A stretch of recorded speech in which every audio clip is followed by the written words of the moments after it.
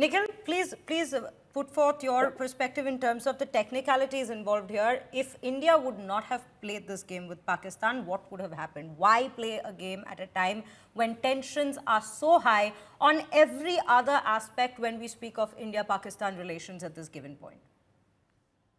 Firstly, thanks for that question. Yeah, I mean, just going back to why is it that India and Pakistan should play? I think I've made my stand very clear in the last week or so, multiple times on India Today, that, for me, not playing Pakistan in a multilateral tournament is like giving them a walkover, is like giving them a victory in that sense. What is the ultimate aim that Gaurav talks about, right? Is to isolate Pakistan at all international levels. That is what India would like to achieve at the moment. But I don't think you're in a stage like that. So what is the short-term solution? That you decide to pull out of every India-Pakistan match. Then where do you draw the line? You pull out of this match, then you'll have to be consistent with that policy going forward. What happens if you're playing the Asia Cup final? Do you not participate in that? What happens when Neeraj Chopra is going to be throwing the javelin in a few days' time at the World Championship? There's going to be a Pakistani competitor there in Arshad Nadeem. Should he not participate in the final?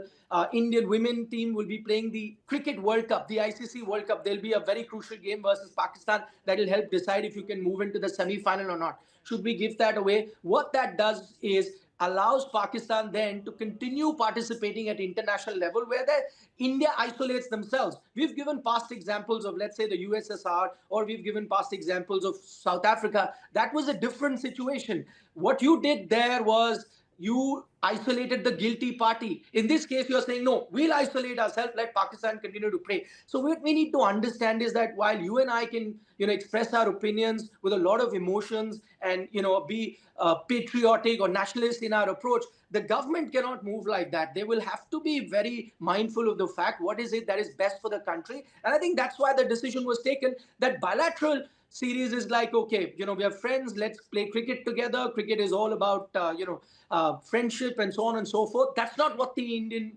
stance has been. India is saying no bilateral cricket. We do not want to have any bilateral relations. But when it's an international forum, we have to be there. There was an SEO meet that happened. Would you not want to participate in that just because Pakistan is there? No, you'd want to participate, but you're not having any talks with that. And I think what I go back to the gesture that the Indian team has made, and I think this is what needs to be, made very clear. And I've been saying this for a very long time.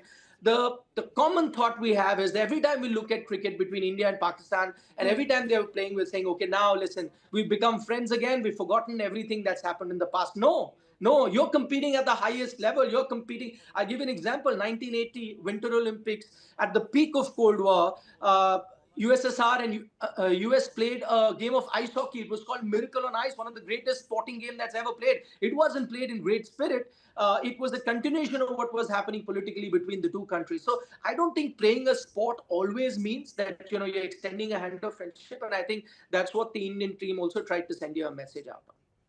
Right. Nikhil, Gaurav, just stay with us. We'll just quickly take our viewers through some more reactions that have come in from former cricketers on this very matter. Let's listen into what they have to say. First of all, let me congratulate the Indian team on winning the match against them. And I am with them because they stand by the Pahalgam victims. So, that's, under the so much controversy before the match starts. And I think they must have decided that, okay, right, this is it. We're not going to shake hands with them. And it's a fair call. And let the Pakistani protest. This is not a protest. This is just, you can say, jealousy or anything. We know that how the Pakistani players behave. What's the point of complaining? Because the signal is clear that we don't want to, acknowledge you. We don't, condone what you do.